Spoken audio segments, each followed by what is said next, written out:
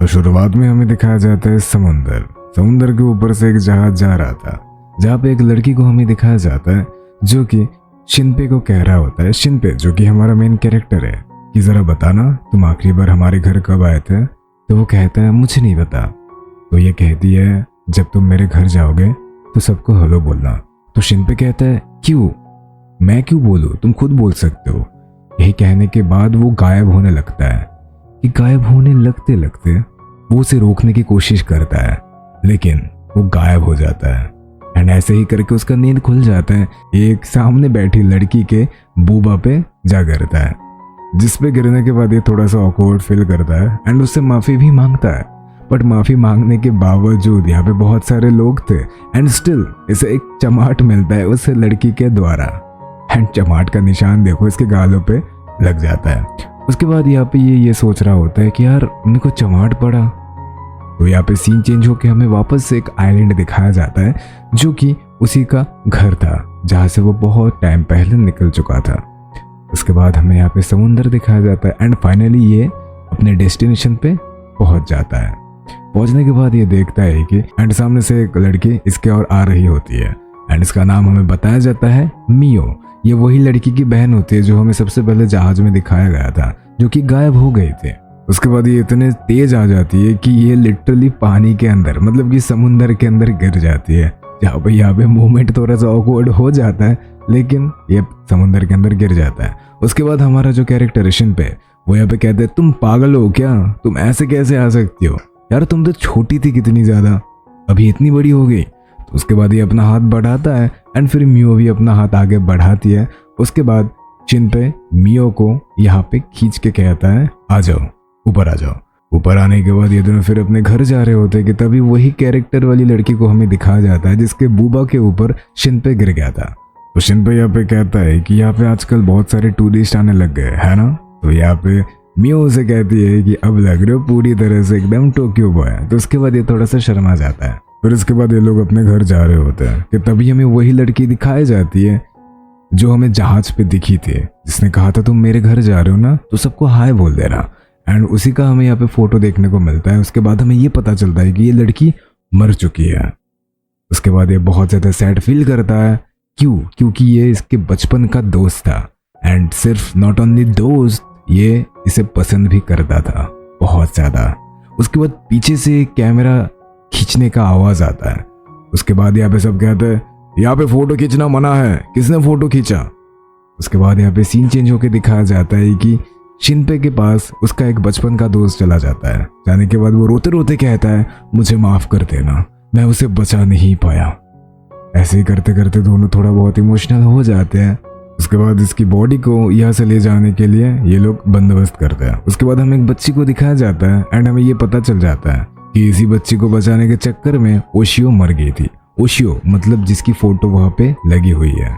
उसके बाद scene change होकर हमें दिखाया जाता है जहाँ पे मियो और शिनपे यहाँ पे खाना बना रहे होते हैं कि तभी वहाँ पे उनके अंकल आ जाते हैं एंड वो लोग साथ में बैठ के यहाँ पे लंच करते हैं।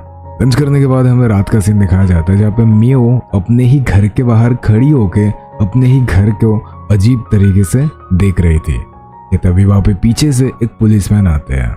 आने के बाद वो उनसे पूछते हैं अरे क्या हो गया मियो, अपने घर के वैसे घूर घूर के क्यों देख रही हो, घर में तुम्हारे किसी से झगड़ा हो गया है क्या।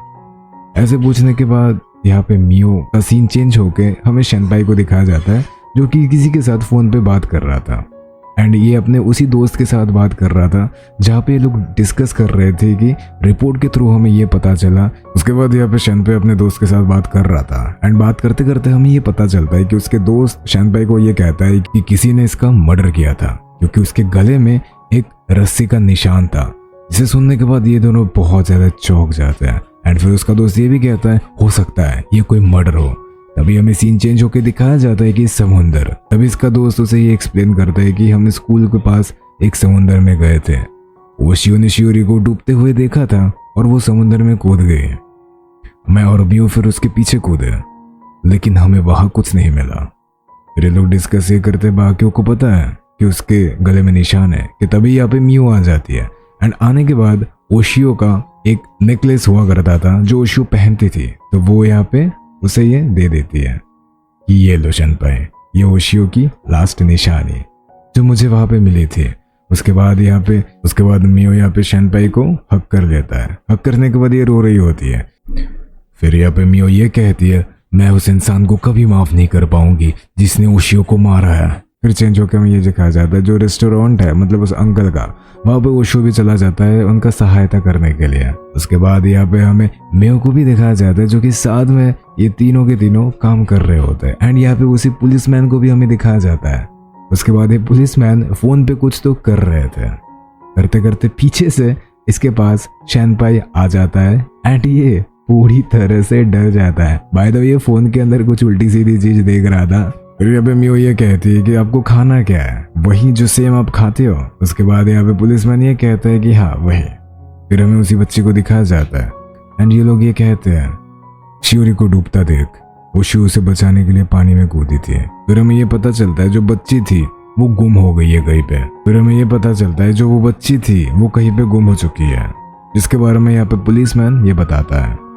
फिर हमें यहाँ पे बहुत अजीब तरीके से इस पुलिसमैन का चेहरा दिखाया जाता है। फिर ये लोग ये डिसाइड करते हैं कि क्यों ना हम उनके घर को चेक करें कि वहां पे कोई है या नहीं है। एंड फिर मियो ये भी कहती है कि आजकल शियोरी बहुत ज्यादा अजीब बिहेव कर रही है ना। फिर शनपाई उसे ये कहता है कि नहीं, हो सकता है एक्सीडेंट के बाद उसने बात करना थोड़ा बंद कर दिया होगा। तभी सामने से एक बुजुर्ग इंसान इनके सामने आ जाते हैं।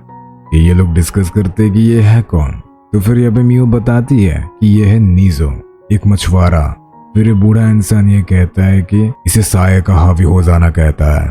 फिर ये भी कहता है कि इस टापू पर यह बीमारी कई पुश्तों से चलता आ रहा है। आजकल लोगों ने इसके बारे में ज्यादा नहीं सुना है, लेकिन युद्ध के पहले यह बड़ी आम बीमारी थी। जब साये की बीमारी लग जाती है तो हर जगह साया दिखता है और साये को देखने वाला मर जाता है। ये साया उसे मार देता है, फिर अपने शिकार का रूप धारण करके यह उसके पूरे परिवार को खत्म कर देता है, ऐसी कहावत है। ये सब सुनने के बाद ये बूढ़ा इंसान यहाँ से चले जाता है। चला जाता है। उसके बाद ये दोनों बहुत ज्यादा डर जाते हैं। एंड फिर मियो से ये बताती है कि क्या तुम शैडोज पे विश्वास करते हो। फिर शनपाई कहता है नहीं, मैं नहीं करता, ये अंधविश्वास है। फिर हमें सीन चेंज होकर ये दिखाया जाता है कि मियो से ये कहती है कि हम जब बीच पे गए थे, हम जब ये सब साफ कर रहे थे तो हमें ऊपर, फिर मियो ये कहती है कि उस दिन जब हम बीच में गए थे तो हमें वहां पे एक शैडो दिखा था जो कि सेम उसी की तरह दिख रही थी। एंड मैं कोई मजाक नहीं कर रही। शनपाई कहता है मियो मजाक मत करो, शांत हो जाओ, तुम घबराओ मत। एंड फिर वो ये भी बताती है कि उसके 3 दिन बाद वो मर जाती है। फिर शनपाई उससे ये कहता है कि ये बात तुमने किसी और को बताया और तुमने कहा था ना कि तुम नहीं रहोगे। फिर शनपाई उसके पास आके ये कहता है कि चलो इसके बारे में थोड़ा सा और डिस्कस करते हैं, उसे जानते हैं ये बीमारी है कौन, ये आया कहाँ से है। फिर ये मियो रोते रोते कहती है शिनपे। उसके बाद फिर ये अपना हाथ बढ़ाता है एंड ये लोग फिर निकल जाते हैं। फिर ये लोग धीरे धीरे एक टेम्पल की ओर जाता है जो कि एकदम माउंट के टॉप साइड पे था, जो कि वहां का प्राइस टाइप आप कह सकते हो। जो हमें उस फ्यूनरल में भी एक आदमी को दिखा था, वो यहाँ पे रहते हैं एंड उनसे उसी शैडो के बारे में जानने के लिए ये लोग आए थे। ये लोग ये सोचते कि शायद वो बाहर गए हो कि तभी मियो को जंगल के साइड कुछ महसूस होता है। एंड तभी फिर शनपाई इसके पास आके ये कहता है मियो क्या हुआ। एंड फिर मियो यहाँ पे बहुत ज्यादा डर जाती है एंड कहती है क्या तुमने उसे देखा। और वो कहती है कि शायद वो शियोरी ही थी, मतलब कि वही बच्ची जो बहुत दिनों से लापता थी। तो फिर ये दोनों फिर जंगल के और आ जाते हैं चेक करने के लिए कि सामने है क्या। उसके बाद ये लोग सोचते हैं बहुत ज्यादा खतरनाक है। शनपाई ये कहते हैं कि हमें सिचुएशन को हैंडल करना चाहिए एंड देखना चाहिए है क्या वो सच में शीरो ही थी। अगर तो वो शीरो ही थी तो फिर वो हमें देख के भागी क्यों।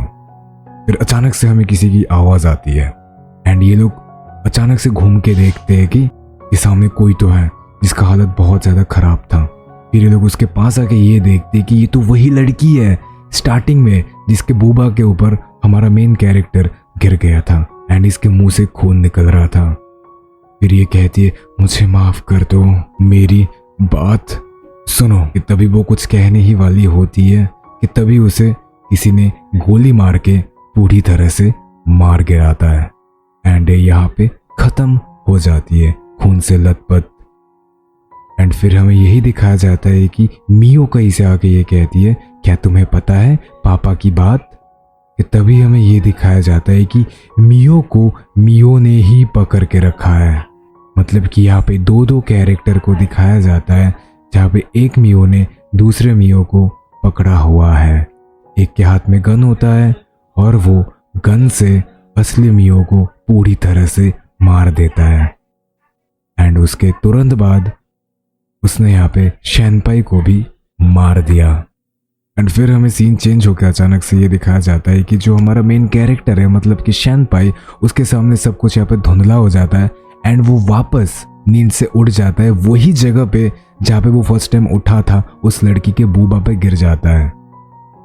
एंड यहाँ पे पार्ट 1 खत्म हो जाता है।